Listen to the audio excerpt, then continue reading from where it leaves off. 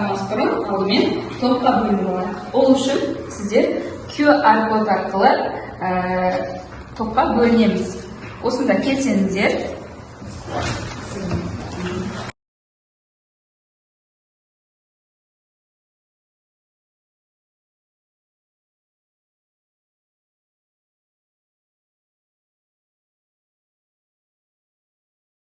Сабағымызды бастамас бұрын алдымен үй жұмысын қайталап алайық, иә? Алдыңғы сабаққа арналған сұрақтар.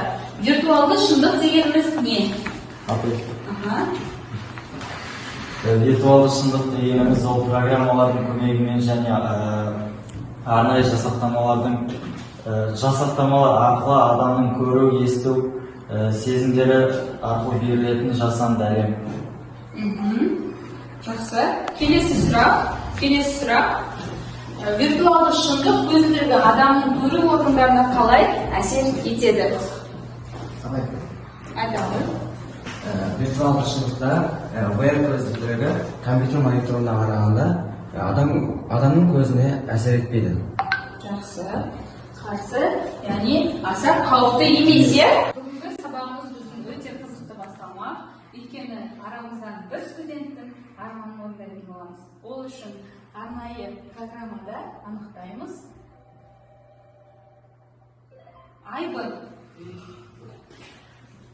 Айбын, сен әлемнің қай мемлекетіне саяхаттағың келеді? Менің Дубайға саяхаттағым келеді. Жақсы. Олай болса, Дубай қаласына виртуалды тур жасасақ. Балалар, мына видеоға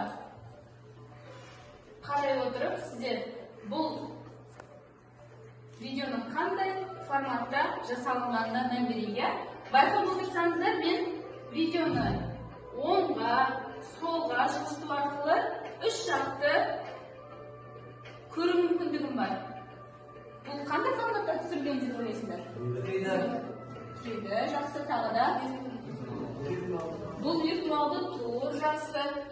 Яғни бұл 360 градуста 4К форматта түсірілген видео. Жағалауында көрсетіп жатыр міне, иә? Жағалауда жүргендей сезімде болады балалар.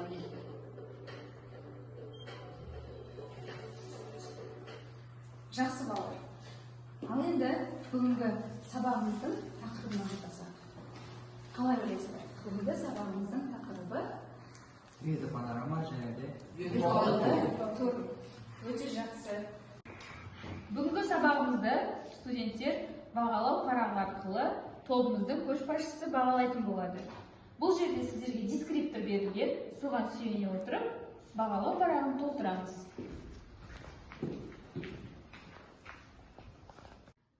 Студенттер, біз бүгінгі сабағымызды тақырыбын анықтап алдық. 3D панорама және виртуалды тур. Енді сабағымыздың мақсатын қойып көрейікші өзіміз. Қалай ойлайсыздар? Бүгін біз сабақта қандай мақсатқа қол жеткізуіміз керек? Салима айтады. Виртуалды тур мен 3D панораманы жасау. Виртуалды тур мен 3D панораманы жасау өте жақсы. Мадияр? 3D панораманы әзірлейміз. Әзірлейміз, иә. Тағы кім айтады? Камила? Программаны таңдап орнатамыз. Әрине, иә, біз 3D панорама жасау үшін бізге арнайы программа қажет. Оны орнатып, сол жерде жұмыс жасауымыз қажет. Балалар, жарайсыңдар. Бүгінгі сабағымыздың мақсаты виртуалды тур мен 3D панорама жасауға арналған программалық жасақтаманы таңдай отырып, бірінші тұлға көрінісі бар 3D панорама әзірлеу. Өте жақсы. 3D панорама компьютер мониторында көрсетуге бейімделген қоршаған ортаның 360 градустық бейнесі. 3D панораманың түрлері: жазық, сфералық, цилиндрлық, текшелі панорамалар. Мінекей панораманың бейнелері. Астана қаласының бәйтеректің 3D панорамасы көрсетілген, не балалар?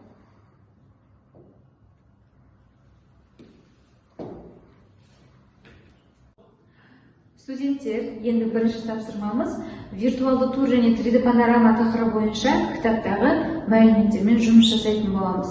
Және де тақырыпты қаншалықты меңгергендеріңді, түсінгендеріңді білу үшін сіздер постер қорғайсыздар. Сонымен қатар викториналық сұрақтарға Joyteka сайты арқылы жауап беретін боламыз.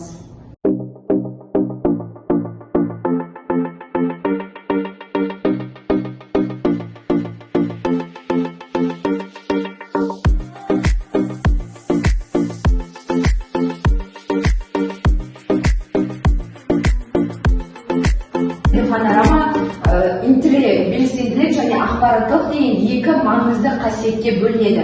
Және де 3D панорама туралы айта кететін болсам, 3D турларды жасау үшін 3 кезеңнен өтуіміз керек. Біріншісі объективті суретке түсіру, одан кейін екіншісі суреттерді өңдеу және үшіншісі виртуалды турды жинау. Яғни біз күнделікті сабақта да практика арқылы біз 3D панораманы жасау үшін Image Composite Edition бағдарламасын қолданамыз.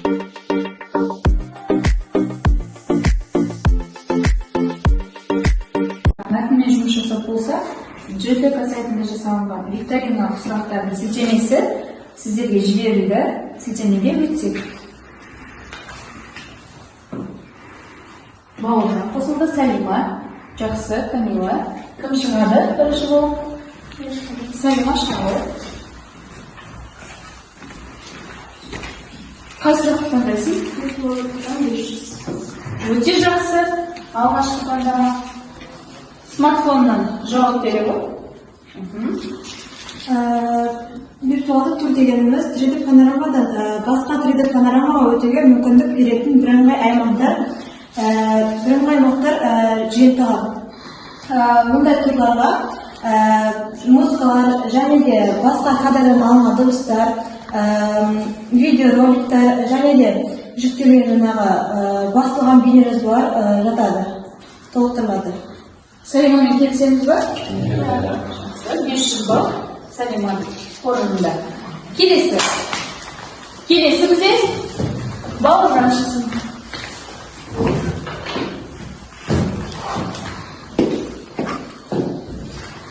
Қай сұрақты таңдайсың Бауыржан? Виртуалды тур.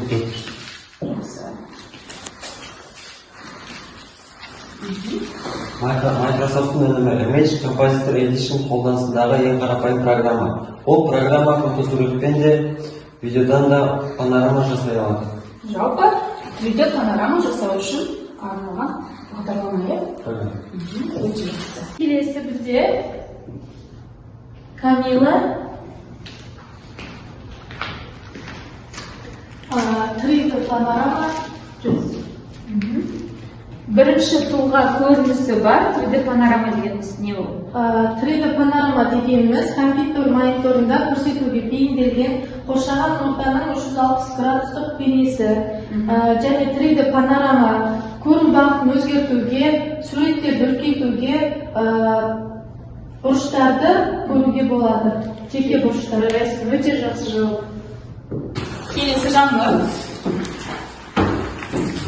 Команданың басшысы топ қатысушыларының бағаларын қойып отырамыз, иә?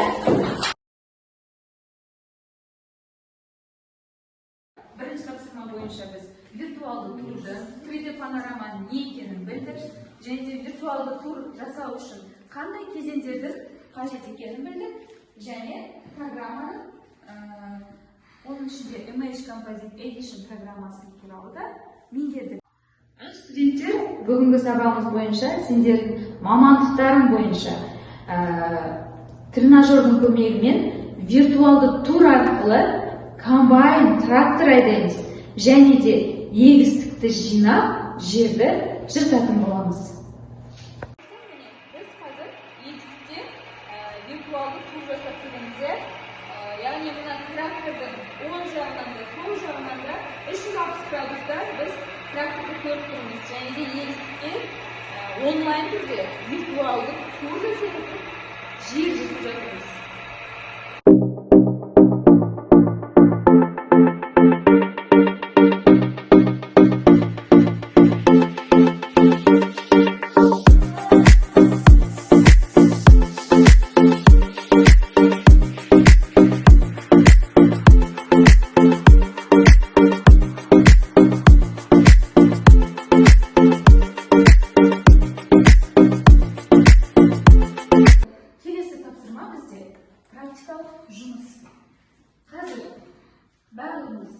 ноутбуктерімізде Image Composite Edition программасын басамыз, оны орнатамыз және де практикалық жұмыс жасаймыз.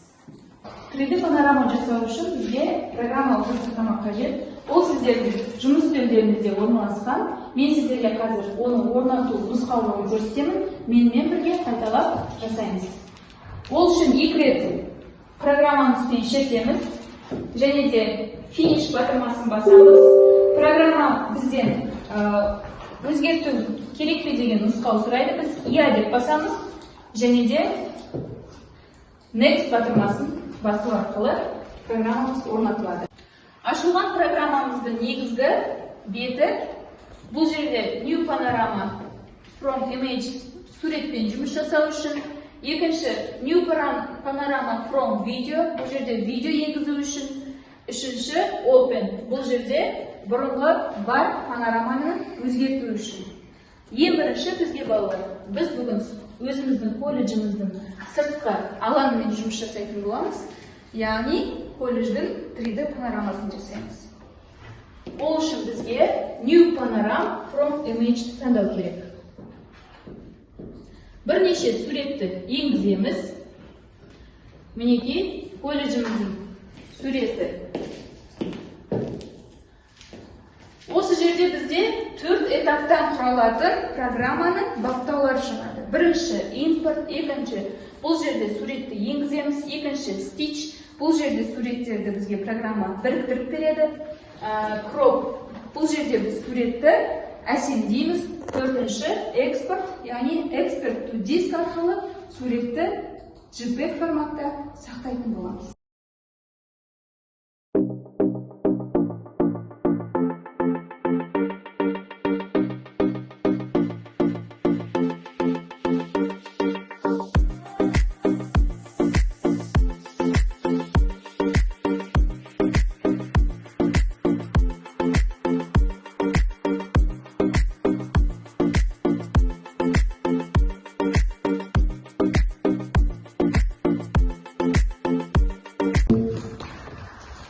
Практикалық жұмыс істеу барысында балалар, біз программаны орнаттық. Программада колледжіміздің алаңның 3D панорамасын жасадық және де оны экспорт to disk арқылы JPEG форматында сақтадық. Ал енді арамызда осы программаға қатысты өздеріңіздің ойларыңызды айтсаңыздар. Мен Самбол. Жақсы, Жөнішке. Бұл бағдарламада біз камераның қозғалысын анықтай отырып, оны жылжыта аламыз және де әртүрлі панорамалар арқылы алгоритмдерді орындай аламыз. Бұл бағдарлама маған өте қатты қызықты болды. Әсіресе суреттерді бір-біріне қосып, олардың жаңағы жылжытуларын көру маған өте қатты қызықты болды. Бірақ та кейбір жерлерінде маған қиындық тудырған тапсырма бар. Ол жаңағы суреттерді бір-біріне желімдеу. Келесі тапсырма жұмбаққа толы бөлме деп аталып қалады. Бұл химия кабинетінің лабораториясы. Бұл жерде біз әртүрлі логикалық тапсырмаларды орындай отырып, бүгінгі практикалық жұмыста жасаған программалау ортасын, сол ортаға байланысты сұрақтарды тауып жауап беретін боламыз. Ол үшін бізге әрбір осы жерде орналасқан заттарға, немесе компьютерге, немесе кітапты басу арқылы біз сұрақтарды табамыз. Ең соңында нәтижесінде сіздерде есік ашылу керек. Барлық сұрақ бұл жерде 3 сұрақ, ал сәттілік бастайық.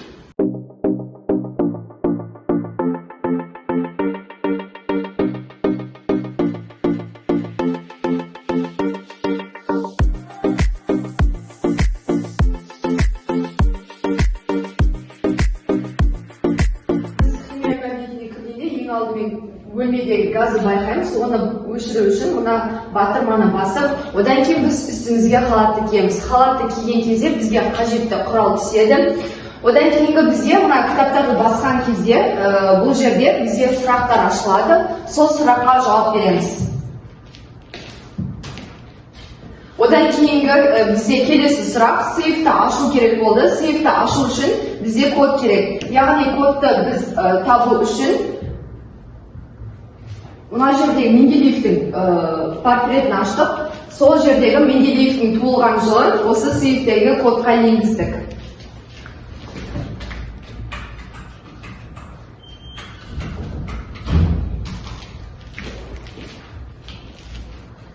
Сейфтің ішінен флешка шығады.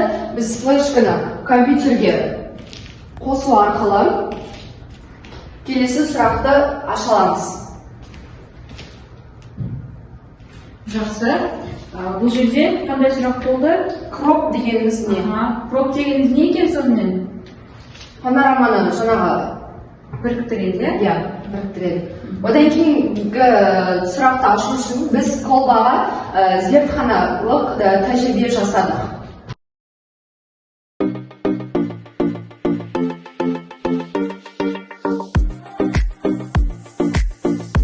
Бойынша сіздердің нәтижелеріңіз 3-те 3 жауап берген бізде студенттер арамызда өте көп екен.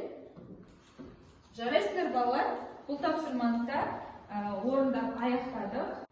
Білім алушылар, бүгінгі сабақта біз виртуалды турдың 3D панораманың не екенін білдік. Виртуалды тур және 3D панораманы жасадық. Және біз бүгінгі сабағымызда мақсатымызға жеттік. Бүгінгі сабақ тақырыбы бойынша қай тапсырма қиын, құнды немесе қызық болған түсіндірулерді сұраймын. Кім айтады балалар? Мадияр?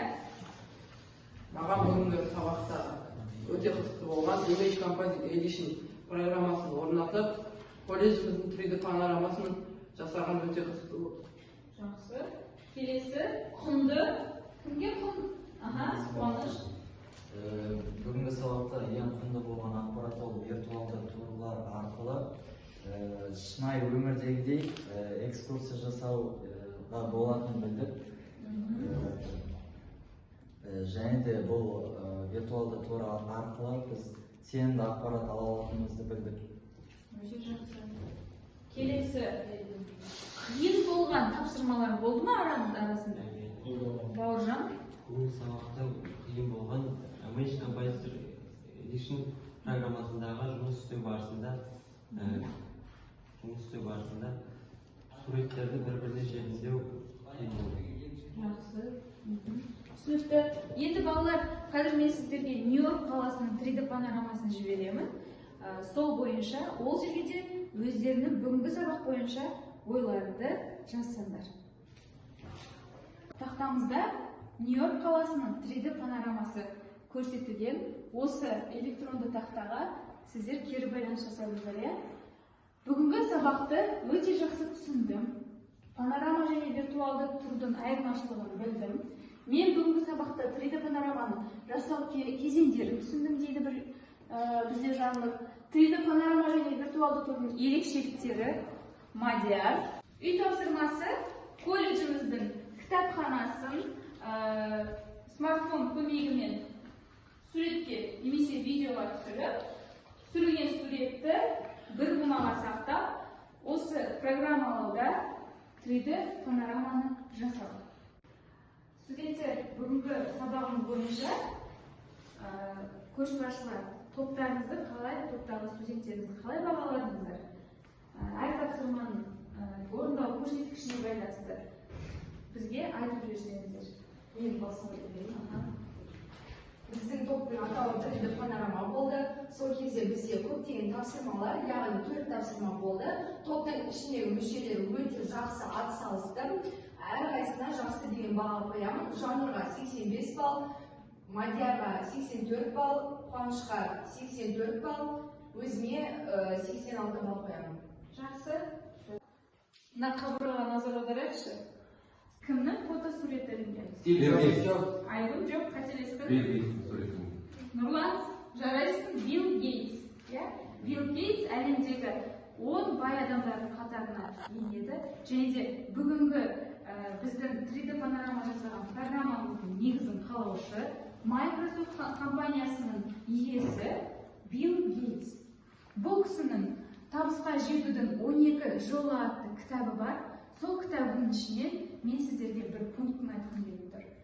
Кітап оқу адамның ақыл ойын жаттықтырады, дамытады. Сондықтан әрбір күндерінде биылғы жылы оқуға құштар колледж аясында сіздерді күнделікті кітап оқуға шақырамын.